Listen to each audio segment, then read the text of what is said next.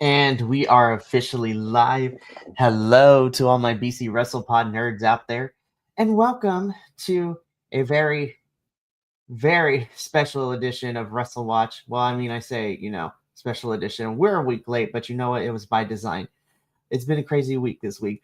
But Wrestle Watch is here, your WWE PLE review show here at BC WrestlePod, and we are here to, now that we've had a week to kind of digest and see where things are going in the world of WWE. We are here to give our thoughts, opinions, and overall feelings about Survivor Series War Games. Of course, my name is Mikey, El Jefe of BC WrestlePod, and joining me this morning on the West Coast, afternoon on the East Coast, and maybe evening, depending on where you're watching this in the world, the Pleat Father himself is here. So, Kilt, I am happy to have you. Hello, I'm here. Even though I was late because I messed up times. You know what? I was going to mention it, but you know what? You did anyway, so you saved me the problem. But always be honest and upright with your mistakes and admit to them so that way you can move forward and do better later. That is being part of an adult. Now I'm going to drink. Go for it. So, before we dive into everything, just to kind of give an overview, we are going to talk about War Games. And then we're also going to briefly talk about Saturday night's main event, which is coming up this Saturday. Normally, we don't usually do watch-alongs. I mean, we did it for the first one because it was the first one. But we'll get into all of that as to why we're going to do a watch-along this upcoming Saturday for this Saturday night's main event, which is a big one. And we'll discuss that when we get there. But really quickly, before we get into everything else, really quickly, if you like what you see here and you want to dig into our archives to see what else we have to offer, you can subscribe to the YouTube, follow us on Twitch and Kick, and look at our past streams, our edited reviews if you're looking for something a little bit shorter, and just overall get to interact with us on the online components in terms of the videos and the vids and things like that. You can also pick your favorite social media site and follow us at BC WrestlePod because we're pretty much everywhere. And on those social media sites, you can see our report cards for the pay-per-views and the weekly shows, as well as previews of the cards for the shows and the pay-per-views as well as our predictions. Because, if you checked out our latest post in terms of like the results and our final scores for Deadline last night, you know that NXT boned everybody pretty hard. But it is a great time for sure. Oh yeah, we're talking no lube, no aftercare, except for the other two. They got a little bit of good job. I got clean like Merry Christmas, you filthy animal. So I didn't get the Merry Christmas part. It's crazy out here for sure. But on top of that, we also have some merch available. We are entering the final weeks of 2025, so all current designs in the shop will be going away come the new year because we got some new designs coming up. We are revamping some stuff. It is great. So I'm excited for BC WrestlePod in 2026, but make sure you get your holidays shirt, which will be going away after the holidays. So please do so. And that is at bcwrestlepodshop.fourthwall.com. On top of that, though, if you would like to, help us monetarily, so to speak, you can donate to our coffee, which is a great time to be had by all. So the little coffee bot will be popping in ever so often. Now that that's out of the way, let's get into why we're here. So again, it's been about a week. We have, been able to reflect and digest Survivor Series War Games. And let's just get into it, shall we? So we kicked off Survivor Series War Games with our Women's War Games match. So this is the team of Io Sky, Rhea Ripley, AJ Lee, Charlotte Flair, and Alexa Bliss, taking on the team of Lash legend Nia Jax, Becky Lynch, and the WWE Women's Tag Team Champs, the Kabuki Warriors, Asuka and Kairi Sane. So I'm going to repeat this phrase as we go through the rest of the show.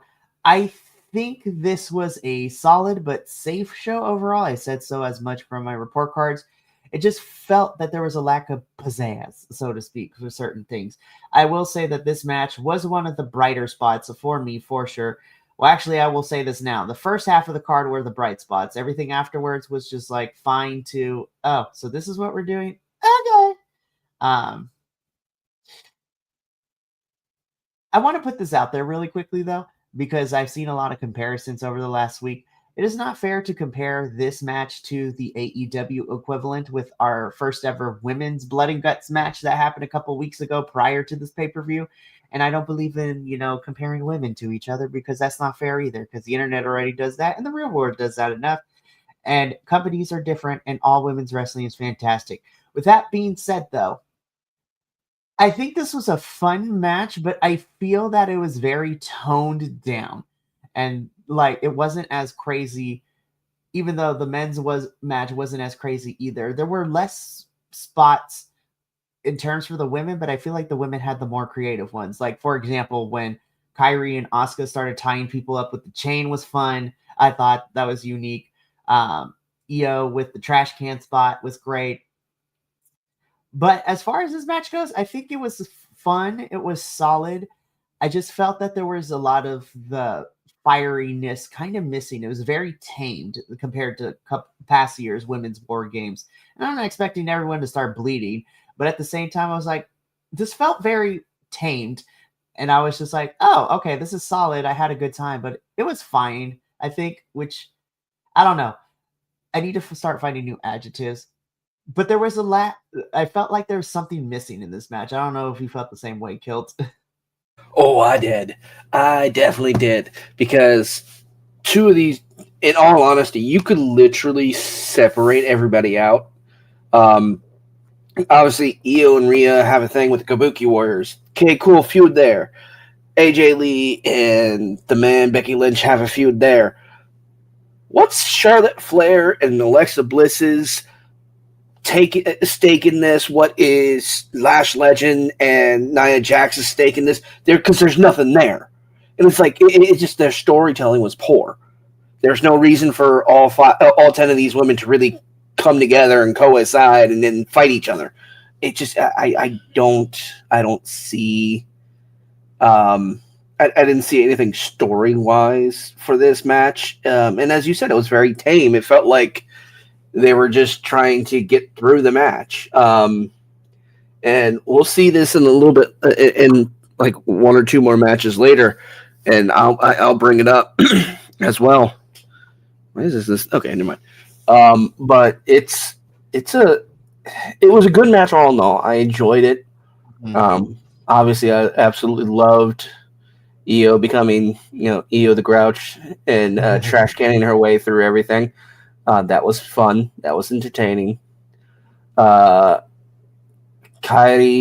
is going a little bit deeper into the dark side from what it looks like, or at least that's what I think they're trying to push her towards. I wanted a split between Kyrie and Asuka, and Kyrie went over to Io's side, but that's okay. That can be built out some other time. It's just storytelling. That was the biggest issue. There was no story here. It just literally looked like there were a faction here going after each other, and then they decided to add in 4 people that really didn't have anything to do with anything. Not saying Lash Legend didn't belong on this stage. She does. She's an amazing, amazing athlete, and I love everything she's doing. I'm so glad she's now on main roster. Mm-hmm. But the situation as I see it, she had no stake in this fight. Nia Jax really didn't have a stake in this fight. Charlotte and Alexa had no stake in this fight. Becky Lynch inserted herself into this fight from what I could tell, and the only reason AJ Lee stepped up is because Becky Lynch was there. Fair. So, and I think that's kind of been the big problem, like the last 2 war games for the women's matches. They always do this. We get very little story build, and then they end up being probably the favorite of the 2 matches. But I feel like this year definitely showed it's like this is what happens when you don't have any narrative stakes for everyone to be in this match. And then kind of to fast forward to this week on Raw and SmackDown, I'm thinking, okay, we got feuds going. So we got some feuds like the Charlotte and Alexa are going back after the Kabuki Warriors to get the titles back, and then Lash and Nia Jax are also in their mix, so that's fine. And then I'm like, AJ and Becky are probably going to keep separated until we get closer to Mania, so that's been weird to see. EO has kind of been non-existent this week on television, which was really weird. And then you have Rhea Ripley, who I was like, oh, okay, so she's gonna go after people. What do we do? They put the Terror Twins back together, which, don't get me wrong, I love the Terror Twins, but I'm just like, okay, I mean, sure, but I'm just like, why? I love the Terror Twins, but like, why are we now doing stuff? Anyways, SmackDown was weird this week in terms of everything. Like, Damian and Rhea are going to fight Alistair and Zelina next week. I was just like, we're still dragging out Alistair and Damian Priest for like 18 months now. Not really, but I was just like, I'm tired of it. So this was just here to happen. This was here to happen. Oh, the Terror Twin situation. Mm-hmm. Now, potentially, my thought process is maybe that they're starting to do more of what AAA is doing with the mixed tags, and they're trying to bring that more into the Fed, so that way it's not just like kind of, oh well, the Indies are doing it, oh well, AAA is doing it, or so and so is doing it. Well, now the Feds are doing it, so let's have that. So I don't believe this is what's going to happen. Mm-hmm. I'm hopeful this was going to happen. Is they're going to start bringing in a WWE mixed tag title and not be just AAA. Mm-hmm. So that way we can still have great talent like Ethan Page and Chelsea Green doing a mixed tag run and not have to go back and forth between NXT, WWE, and AAA and have to do quadruple duty every single week trying to make sure that that their titles are being defended and that they are just being able to take care of things. Agreed.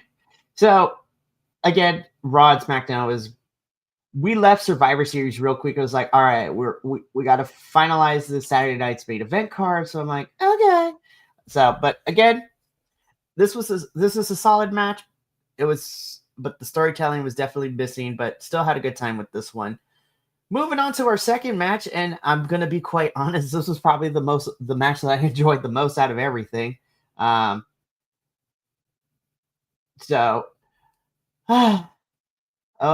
Dominic and John. This was crazy to say that this was my favorite match. I think that's because it had the grand spectacle of it all. This was for the Intercontinental Championship, and John Cena defending his title against Dirty Dominic Mysterio. This was just fun because Dom and Cena did their thing. Dominic faking like he might have actually hurt himself on the floor, and then we got interference from Raquel and Roxanne, and then we had Finn and JD run into, and then to kind of top it all off, we got the return of Liv Morgan, which I was like, hell yes, I've missed you, Liv, and I thought that was great. And because of Liv's return, she ended up helping Dominic regain the Intercontinental Championship. And spoiler alert for everyone. But yeah, honestly, this was probably my favorite match of the entire night just because it felt like a pay-per-view match with like everybody being involved. It was just fun. It didn't feel like, what's the word I'm looking for? It was just fun. And I feel like I think that's my biggest critique with Survivor Series. I had a good time because, the production, everything was good, but this felt like a well-produced like Monday Night Raw or SmackDown, but this to me felt like a pay-per-view match because it was just fun. And I feel like sometimes that's why I've been enjoying, and this is a hot take, this is why I've enjoyed NXT's pay-per-views better this year because it's like, yes, you get the storytelling and good wrestling, but it's just fun. I was just like, it's not as formulaic. And that definitely showed when we get into our next match after this one. But I had a blast with this one. And it's sad to say that this was my favorite match. But this is my favorite match of the entire card. But that's because I had the most fun with it. I was pissed about that injury. It literally, that botched looked so bad. I was legitimately concerned for Dom. Like, I was upset. Like, I'm like, oh my God, is he actually okay? What's going on? That was so bad. That was almost as bad. Okay, that looked as bad as when the youngest in charge took that gainer onto the stairs that one night. That's how bad that looked. Like, I thought he actually hurt himself, and then he got up and went back. I'm like, you mother! I was. If you go back and watch the VOD, you'll see me. I was pissed. My brain just sorry, tired. Sleep's not being kind to me this weekend. But no, this was. I was expecting Rey Mysterio to come out at one point because just people kept coming out, and I was like, "Come on, give me someone to help John." That's what I thought was going to happen, but obviously it didn't. So I was like, no. "Oh, okay."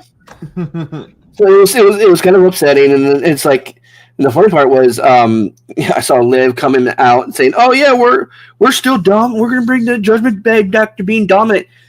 Judgment Day isn't dominant if you need to fucking interfere with each other's matches. I'm sorry, that's going to be my hot take in this situation, but you aren't dominant if you have to interfere with each other's matches. Mm-hmm. That's just how it is. I'm sorry. I'm glad you think that you guys are dominant, but you're not, because you have to interfere. Because you literally have to jump in and save each other every freaking match. I guess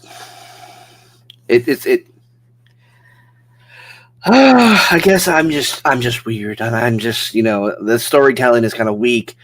And also, they were building up to a breakup. Now, if this is a pump fake and Liv breaks everyone down and breaks them up, that's good storytelling. I would love this. That's what I'm hoping might happen. So here's where I think we're going, right? Because, we had a in-ring Judgment Day segment on Raw. And so what I think is happening is I think we are slowly going to start turning Dominic babyface, because that's what Liv is starting to do. And, we talked about this and we all called it that WWE was waiting for Liv to return to start the official breakup of the Judgment Day. But I'm just like, I don't want to say I don't care, but I was just like, the train for me has left the station already.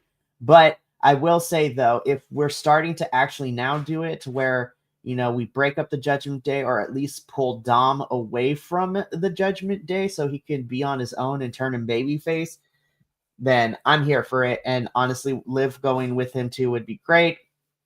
But yeah, this is great. This was the match I had the most fun with.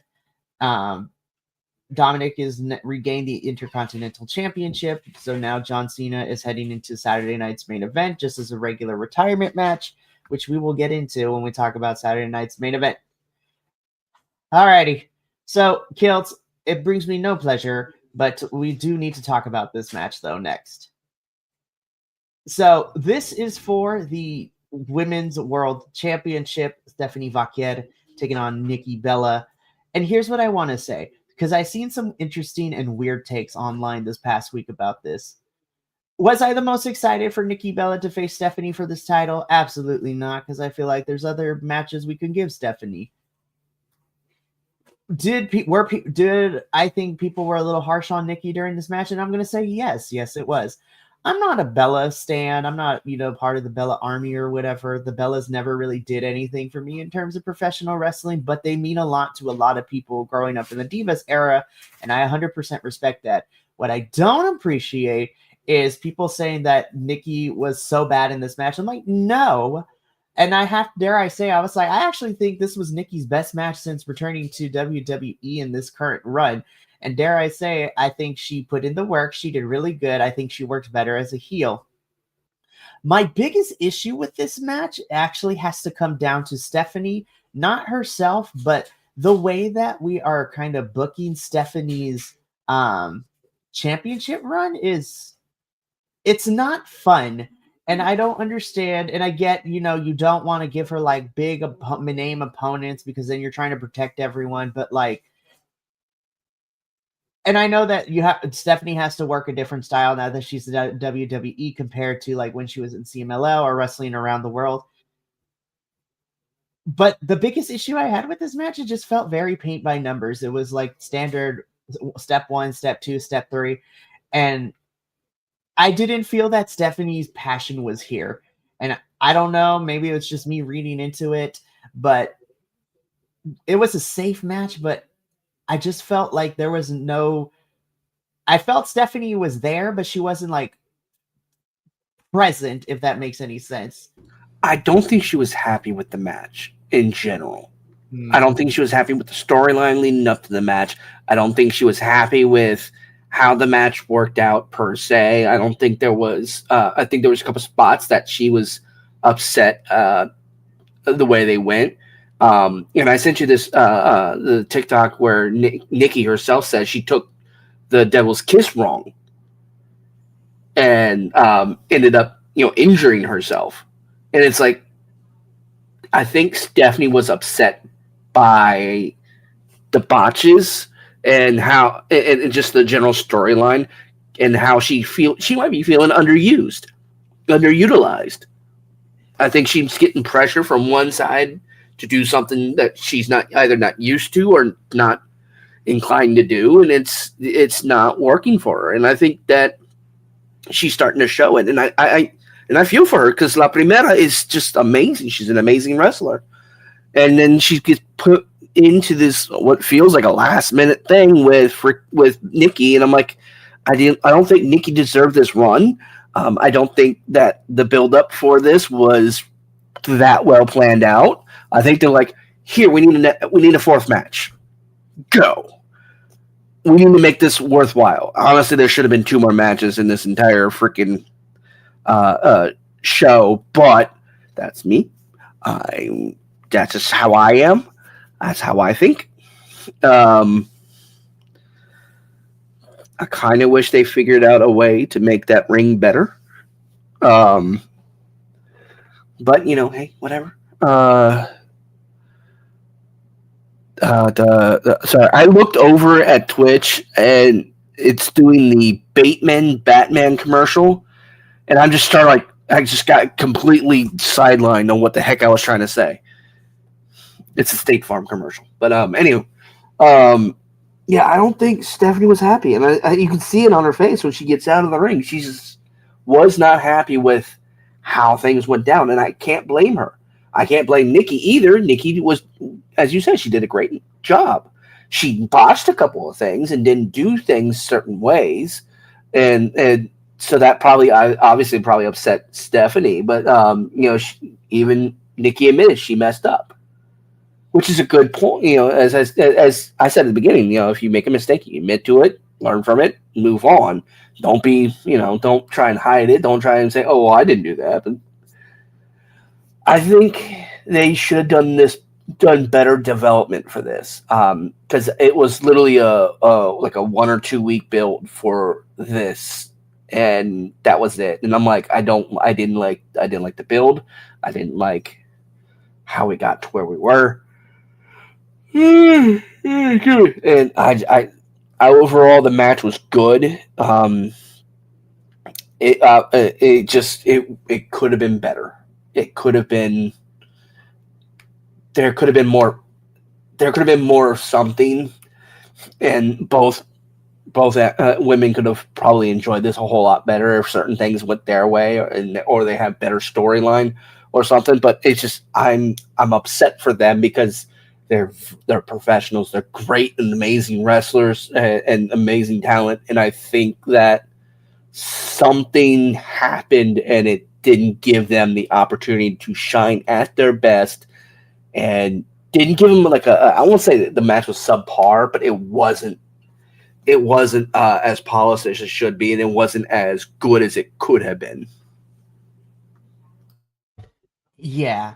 Again, the match itself wasn't bad. I actually thought this was a pretty solid match, but at the same time, there was just elements to me that were missing from it, and I think that's the big thing throughout this whole entire Survivor series. I feel like outside of the men's war game match, which had the most build and the most story to it, I just feel like the other three matches had the I'll put it this way. I feel like the men's war game match had the most story build put into it, and it didn't really need all the extra. I think they over delivered with the story in that one. Like, they did too much for the build for the men's war games, and everything else on the card was very uneven. I mean, Cena and Dominic was made like 2 weeks before, not even 2 weeks, maybe like the week of leading into Survivor Series, or like 2 weeks before. And Dominic cut promos, which was, fine, and it was effective, but like, this didn't get a lot of the build. The women's war games didn't get a lot of the build. And I think that's why I ended up giving this, show a C+ overall. It's because it was safe. It was a safe pay-per-view. It was a solid work and stuff from everyone, but the unevenness of, giving the storytelling build to this match, like, it didn't help a lot of these matches. I also do agree we probably should have gotten like one or two more matches. Like, we could have had another mid-card title. Like, honestly, we could have had Ilya Dragunov have an open challenge on this pay-per-view. Like, that could have been great. But, at this point, again, Stephanie, Nikki, fantastic. It's very solid work. It just was missing the build to this.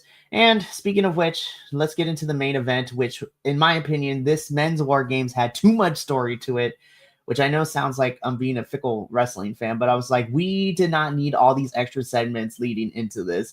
Like, we had the teams, we could have just had like one final promo off and call it a day, and we would have been fine. But the men's war game match, we had Cody Rhodes, CM Punk, Roman Reigns, and then Jimmy and Jay Uso taking on Brock Lesnar, Big Bronson Reed, Braun Breaker, Logan Paul, and Drew McIntyre. And I'm just sitting here and I'm just like, again, I think the men were able to like use tables and do stuff like that, but I also feel like I was just like, I don't really care about this one. I was just like, I thought things were gonna go down after the match was over, but like, it didn't, so it felt very flat on TV and then flat when we were there live. Like, it was crazy. I am happy to see that Braun got the pin here, so that was pretty fun. There was a scary moment where I thought Braun, like, when he landed hard on his neck after, I forgot who gave him the power bomb, but I was just like, it looked really bad, and I thought Braun was legit, like, gonna be hurt. I got a chuckle with Jay being so unserious in this match and doing the yeet in the middle of the match with the music. Him on top. Listen, he was so unserious, and people were so mad. I was just like, I don't care. I was like, I love how Jay is so unserious. But again, this was another one where I felt like we had too much story going to it. Again, look at me being a fickle wrestling fan. I feel like we did not need all this build. Like, I understand why everyone was here and why we had this. And I was just like, it was what it was. And then to mention, though, of course, towards the tail end, we had somebody in a black hoodie and a ski mask, jump over, and people are like, oh my God, it's Seth Rollins. I was like, you guys, like, I need y'all to calm down. It is not Seth. Seth is legit injured. I still look at him sideways because after we got faked out, leading into SummerSlam, but at the same time, I was just like, it's not Seth, but it is Seth. And the reason I say this is because it's whoever the hell they want it to be when they finally reveal who it was. You know it's not going to be the same person. It's probably going to be one of the extras they had in the back that they like, okay, he can climb this, he can do the coup de grace, or do the curb stomp. Coup de grace, something else. That's Finn Balor's move. Yeah. And then he can climb back out and run the fuck away. It's not Seth that did it, but it's Seth that did it. It's whoever they want it to be. I'm just like, guys, let's just put Austin Theory in this group. Like, I don't know why we're not having him on TV. Like, it's wild for sure, and I'm just trying to figure things out. But yeah, this match was fun enough. But again, it was I think leading into this, I was like, there was so much, story bits and so much focus on this. I was like, we don't need all this, you guys. We could have given some of the time to building up the other 3 matches we had on this card, but that's neither here nor there. The heels end up winning thanks to the person in the hoodie, and they ended up winning. And then I was just like, okay, so we're going to get some fallout. We're going to get some build. I know we got Saturday night's main event, but we're going to figure out a direction, right? Everybody is like all over the place. Like Braun cuts a promo. I mean, him and Punk might be going at it, which makes sense because, Braun got the win for his team. But what I'm trying to figure out, is I want to focus on Cody because Roman's gone until further notice. He'll be back at Rumble season, so we won't see him for the remainder of the year. But I want to talk about Cody really quickly because I'm just sitting here. Well, first, actually, I want to talk about Jay because Jay started crashing out after losing to LA Knight on Raw, getting eliminated from the last time is now tournament. And after the match, he had a full on crash out. I was like, I like crash out Jay. I need this to be his character for a little bit because he keeps losing and now he's crashing out. And I like seeing crash out. Oh yeah, crash out Jay is fun. I want not serious, but crash out. Give me the goofy shit. But the crazy goofy shit. He's on a losing streak and he's gonna throw a tantrum. He's gonna destroy things. It's great. But I want to talk about this Cody situation. So I'm just sitting here. I'm like, okay, you know what? We're probably gonna build to Cody and Drew. Drew was on the winning team, so he should have some credence to fight Cody, right?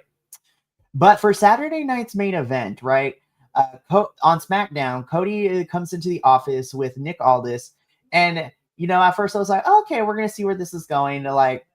We don't know that it has to do with Saturday night's main event, but Cody wants to talk to Nick and we follow them camera work into the office, right? And so I'm like, okay, cool.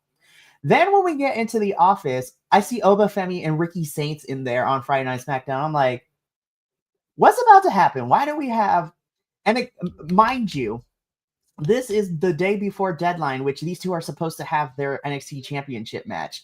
And so Ricky and Oba's questions were me. I was like, what are these two doing? They have a match at Deadline the following night. What are they doing here? And Cody just explains it to them. It's just like, I'm all about giving opportunities. And I'm like, Cody, I love you, but when?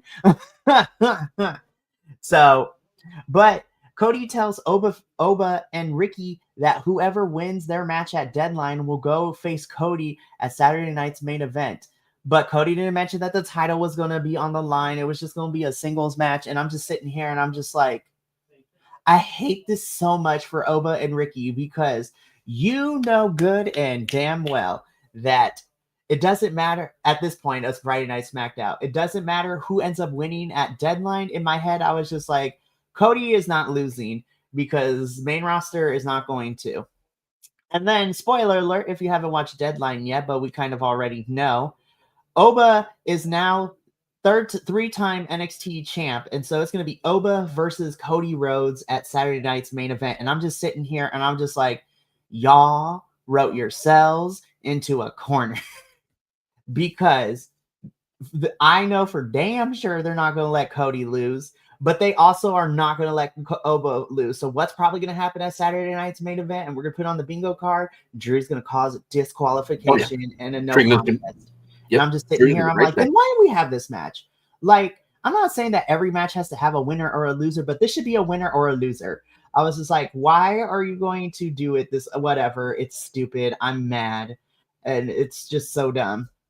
Which, let's just get into the Saturday night's main event talk because we're done with Survivor Series.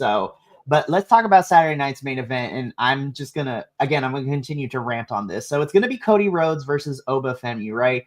And again, I'm just like, I freaking hate how this is going for me personally. Again, there doesn't have to be a winner or a loser, but might I add, this is Cody Rhodes going up against the men's NXT champion on Saturday. So I'm like, once again, NXT championships are not held the same value or weight as main roster main titles. I was just like, get the hell out of here with this mess. I already see the writing on the wall and I'm so mad. I was just like, I don't like this for Cody. I especially don't like this for Oba. And I was just like, this is stupid. And I'm just dumb. I was just like, why make this match if you're going to cause a, DQ, no contest? This is some bullshit is what it is. It's full on bullshit. And honestly, they should, we're gonna talk about this on an NXT Losos about deadline, but it's like, come on, guys, how are you gonna make okay? I understand the Oba and Cody Rhodes fight.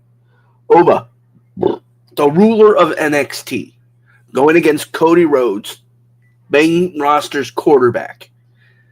The two big faces, so to speak. You know who else could interfere? Trick.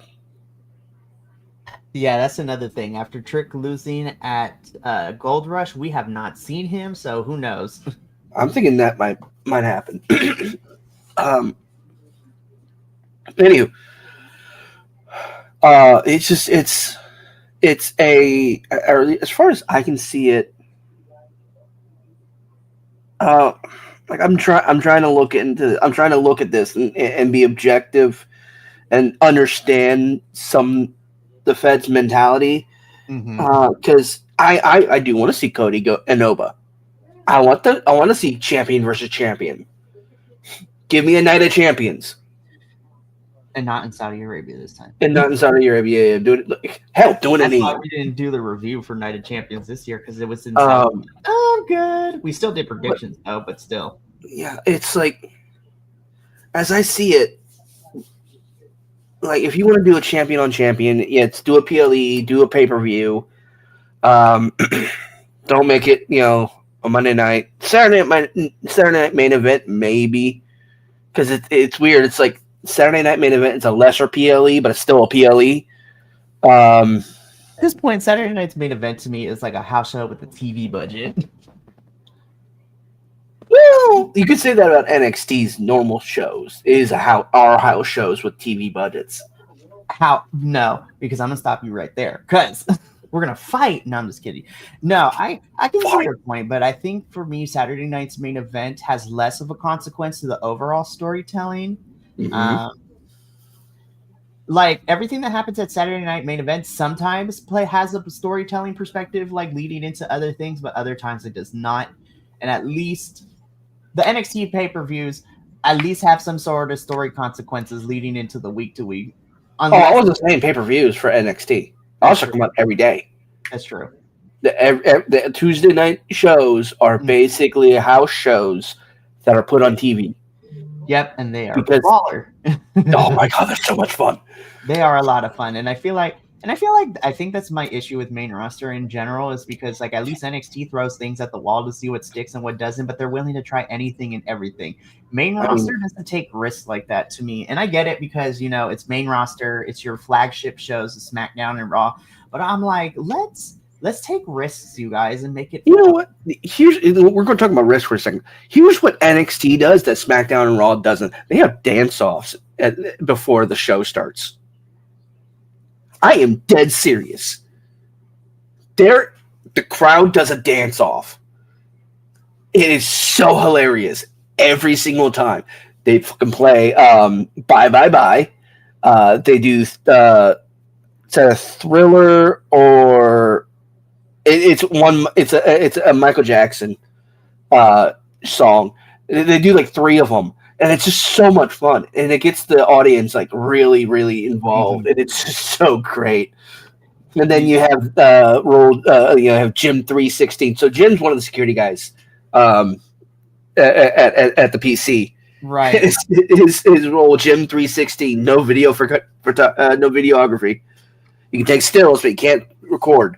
Yep. So he walks around the barricade with little signs that says Jim 316. No, but I'll just say NXT shows are a lot of fun, but that's what I'm saying. I want more fun on main roster. But anyways, so like I said, that's Cody and Oba for Saturday night's main event. Then on SmackDown, out of the blue, because they're like, okay, we have John Cena's retirement match. Oh crap, we probably should get some other matches on this card too. So randomly, we're gonna be getting Bayley versus Sol Ruca, just cause I was just like, listen, I love Sol Ruca. I love me some Bayley, but what the F? Like, what? This is out of nowhere. That makes no sense to me. As much as I enjoy Bayley, Sol has her own rivalry to deal with right now. That's what I'm saying. And you know what? To be quite honest, because this has happened on SmackDown, I was just like, oh, she's not winning then tomorrow. Damn it. There goes my point for Deadline. That's the only thing that I hated. I was just like, with her getting a match against Bayley at Saturday night's main event, I was like, oh, so Soul's probably not going to win Deadline. And I was just like, darn it.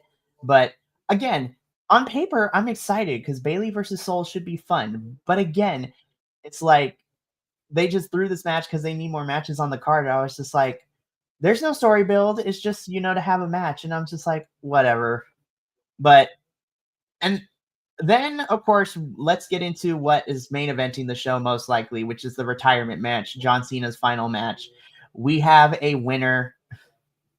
We have a winner of the Last Time Is Now tournament on Friday Night SmackDown. We had actually a very baller match in the finals, but Gunther ended up beating LA Knight, so it is going to be Gunther versus John Cena at Saturday night's main event this upcoming Saturday. And I know a lot of people are mad at it. I was like, I'm not mad. I was like, I called Gunther from the very beginning. I'm just happy we didn't get a Jey Uso Gunther finals, because I was like, no, don't do this to me.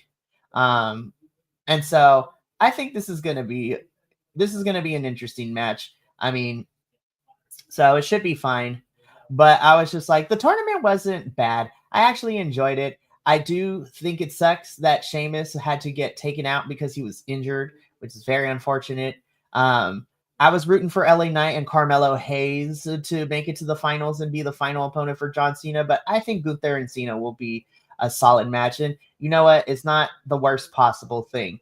I'm going to be for real. Like, there was a moment where I thought, oh my God, what if they actually have Solo Sikoa go up against John Cena? It's just like, I like Solo, but like, no. But yeah, so I mean, Gunther versus Cena, we all kind of saw it coming, but I still think it's going to be a fun match. And then this week we'll probably figure out if there's going to be another match and so on Saturday night's main event, because those are the only three that we gotten so far.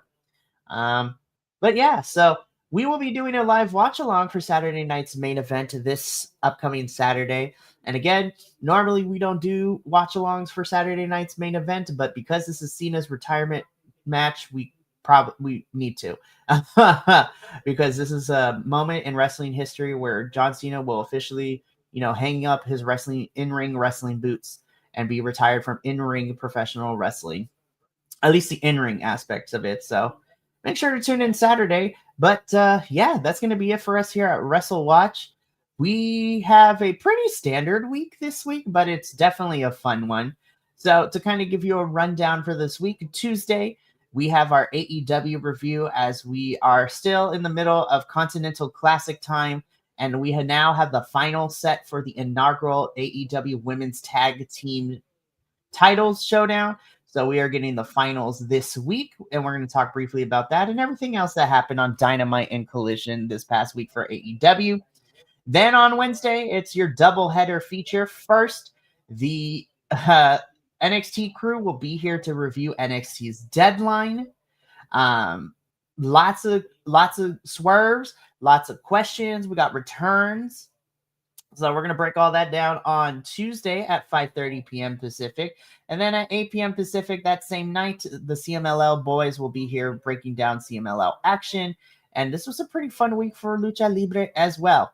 Then on Friday at 7:30 p.m. Pacific, the TNA crew will be reviewing TNA's final pay-per-view of the year, Final Resolution, in which we got lots of people making debuts. We got lots of new talent coming through. We had some crazy matches, so we're going to break down that pay-per-view. And then on Saturday, as mentioned, 5 p.m. Pacific, live watch along for Saturday night's main event, Cena's retirement match. And then Sunday at 5 p.m. Pacific, the GCW crew will be doing a live watch along for the Nick Gage Invitational 9 death matches all the time. So it will be bloodied. There will be lots of light tubes broken. It's going to be a nutty event. But that's going to be it for us here. Thank you so much for tuning into our review for Survivor Series War Games.